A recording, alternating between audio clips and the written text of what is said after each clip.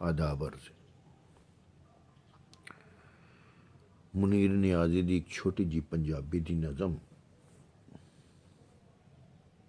कहंदा है,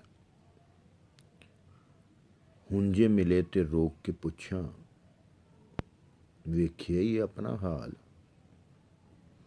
हुण जे मिले ते रोक के पुछां, वेखिया ही अपना हाल। कित्थे गई ओ रंगत तेरी, सप्पां वर्गी चाल। कित्थे गई ओ रंगत तेरी, सप्पां वर्गी चाल। गल्लां करदियां कुंडियां अखां, वाह नाल उड़दे वाल।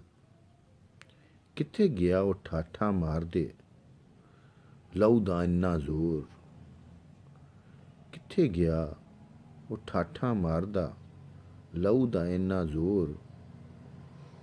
सावां वर्गी गरम जवानी, लै गए केड़े चोर।